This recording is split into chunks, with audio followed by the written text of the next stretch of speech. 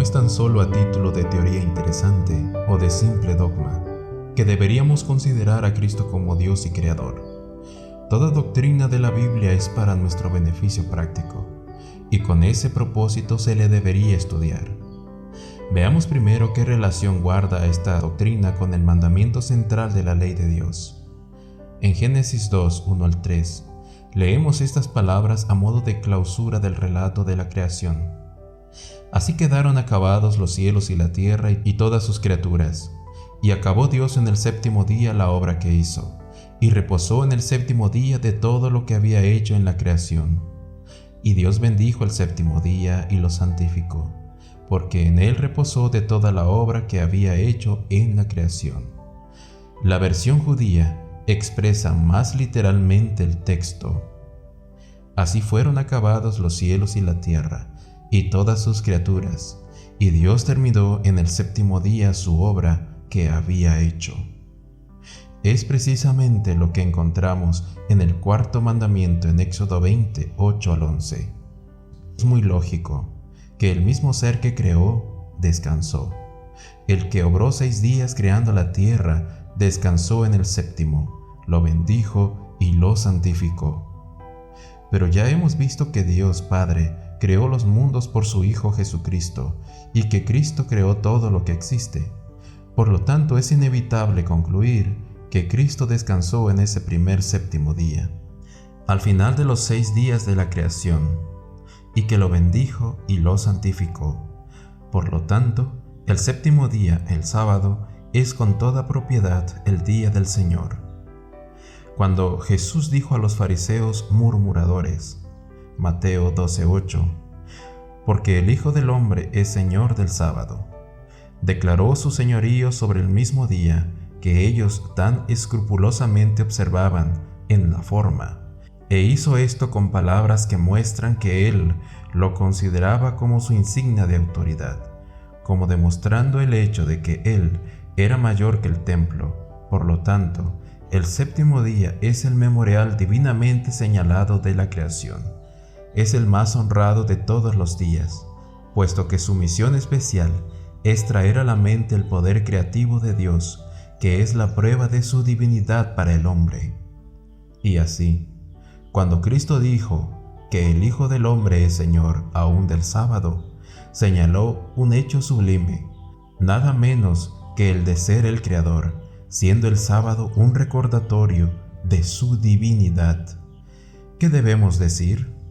Entonces, a la sugerencia hecha a menudo de que Cristo cambió el día del sábado de un día que conmemora la terminación de la creación a un día que carece de tal significación, sencillamente esto, que cambiar o abolir el sábado equivaldría a destruir aquello que trae la mente su divinidad. Si Cristo hubiera abolido el sábado, hubiera deshecho la obra de sus propias manos y por lo tanto hubiera obrado en contra de sí mismo, y un reino dividido contra sí no puede permanecer. Pero Cristo no se puede negar a sí mismo, y en consecuencia no cambió ni una jota de aquello que él mismo estableció, y que al testificar de su divinidad lo declara ser digno del honor que merece, por encima de todos los dioses de los paganos. Hubiera sido tan imposible para Cristo el cambiar el sábado, como hubiera sido cambiar el hecho de que Él creó todas las cosas en 6 días y descansó en el séptimo. Una vez más, las declaraciones tantas veces repetidas de que el Señor es el Creador tienen el propósito de ser fuente de fortaleza. Observa cómo están relacionadas la creación y la redención en el primer capítulo de Colosenses. Para entenderlo, leeremos los versículos 9 al 19. Por eso también nosotros, desde el día que lo oímos, no cesamos de orar por vosotros y pedir que seáis llenos del cabal conocimiento de su voluntad, en toda sabiduría e inteligencia espiritual, para que andéis como es digno del Señor, a fin de agradarle en todo, para que fructifiquéis en toda buena obra, y crezcáis en el conocimiento de Dios. Fortaleceos con todo poder, conforme a la potencia de su gloria, para que tengáis paciencia y longanimidad, y con gozo deis gracia al Padre que nos hizo aptos para participar de la herencia de los santos en luz. Él nos libró de la potencia de las tinieblas y nos trasladó al reino de su amado Hijo, en quien tenemos redención por su sangre, el perdón de los pecados. Cristo es la imagen del Dios invisible, el primogénito de toda la creación. Por Él fueron creadas todas las cosas, las que están en los cielos y las que están en la tierra, visibles e invisibles, sean tronos, sean dominios, sean principados o autoridades. Todo fue creado por medio de Él y para Él, porque Cristo existía antes de todas las cosas, y todas las cosas subsisten en Él. Él es la cabeza del cuerpo que es la Iglesia.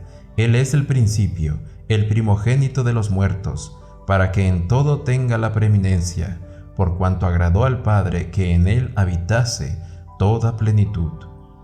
No es por casualidad que la maravillosa declaración relativa a Cristo como Creador se encuentra ligada a la declaración de que en Él tenemos redención. Cuando el apóstol expresa su deseo de que seamos fortalecidos con todo poder conforme a la potencia de su gloria, nos proporciona instrucciones acerca de ese glorioso poder. Cuando nos habla acerca de la liberación de la potestad de las tinieblas, nos dirige hacia el poder del libertador. Es para nuestro consuelo que se afirma que la cabeza de la Iglesia es el creador de todas las cosas. Se nos informa que Él sostiene todas las cosas por la palabra de su poder, para que descansemos en la seguridad de que el brazo que sostiene a toda la naturaleza es poderoso para cuidar de sus hijos. Observemos la relación con Isaías 40:26. El capítulo presenta la sabiduría y poder maravillosos de Cristo.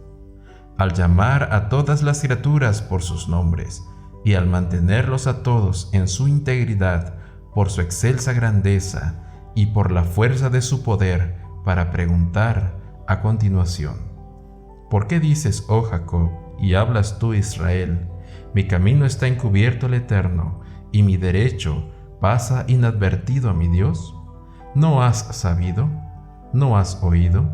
El Señor es el Dios eterno, el creador de los fines de la tierra. No se cansa ni se fatiga, y su entendimiento es insondable. Efectivamente, Él da vigor al cansado y aumenta la fuerza del impotente. Su poder es de hecho la capacidad para crear todo a partir de la nada.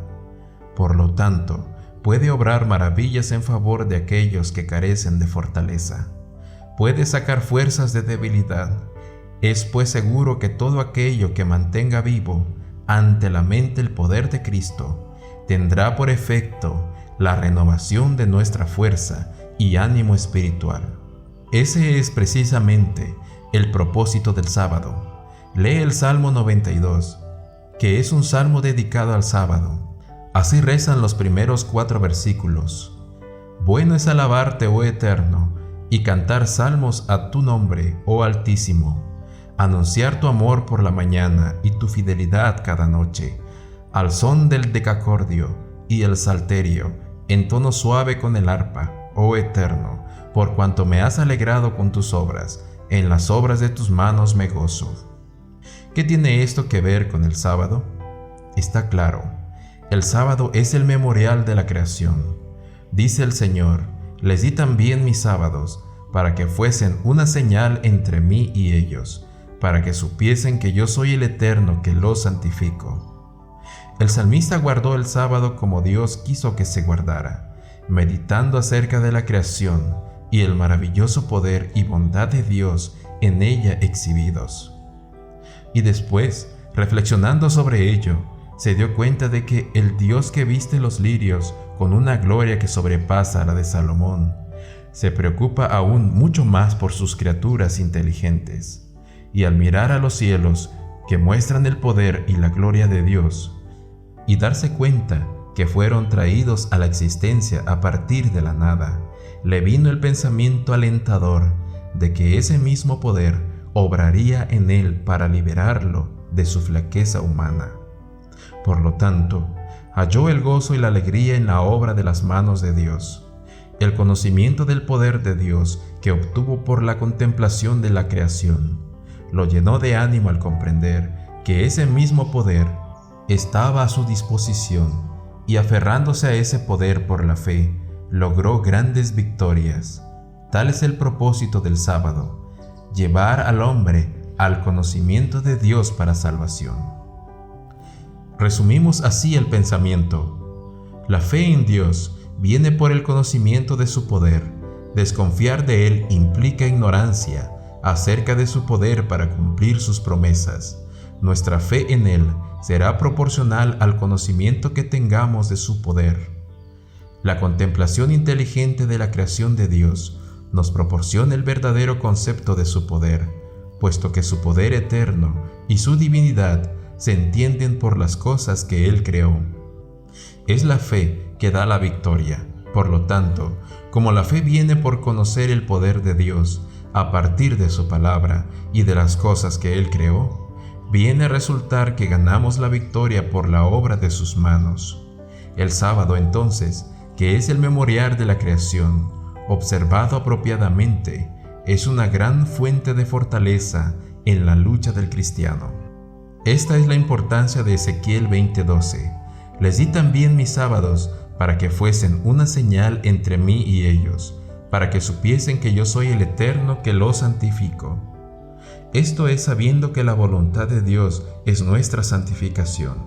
Mediante el uso apropiado del sábado, comprendemos el poder de Dios para nuestra santificación. El mismo poder que se manifestó en la creación de los mundos, se manifiesta para la santificación de aquellos que se entregan a la voluntad de Dios. Este pensamiento comprendido en su sentido más abarcante traerá con toda seguridad gozo y consuelo divinos al alma sincera. A la vista de lo anterior, podemos apreciar la fuerza de Isaías 58:13 y 14. Si retiras tu pie de pisotear el sábado, de hacer tu voluntad en mi día santo, y si al sábado llamas delicia, santo, glorioso del Eterno, y lo veneras, no siguiendo tus caminos, ni buscando tu voluntad, ni hablando palabras vanas, entonces te deleitarás en el Señor. Y yo te haré subir sobre las alturas de la tierra, y te sustentaré con la herencia de Jacob tu padre, porque la boca del Eterno lo ha dicho. Es decir, si se guarda el sábado de acuerdo con el plan de Dios, como un memorial de su poder creativo, como el recuerdo del poder divino manifestado para la salvación de su pueblo, el alma, triunfante en las obras que Él hizo, se deleitará en el Señor. Por consiguiente, el sábado es el gran punto de apoyo para la palanca de la fe, que eleva al alma a las alturas del trono de Dios, poniéndole en comunión con Él. Resumiéndolo en pocas palabras, se podría expresar así: el poder eterno y la divinidad del Señor se revelan en la creación. Es la capacidad de crear lo que da la dimensión del poder de Dios. Pero el Evangelio es el poder de Dios para salvación. Por lo tanto, el Evangelio nos revela precisamente el poder que se manifestó para traer los mundos a la existencia, ejercido ahora para la salvación de los hombres. Se trata en ambos casos del mismo poder. A la luz de esta gran verdad, no hay lugar para la controversia acerca de si la redención es mayor que la creación. La redención es creación. El poder de la redención es el poder de la creación. El poder de Dios para salvación es el poder capaz de tomar la nulidad humana y hacer de ella lo que será por todas las edades eternas para alabanza y gloria de la gracia de Dios. Por eso, los que padecen según la voluntad de Dios, sigan haciendo el bien y encomiéndense al fiel Creador.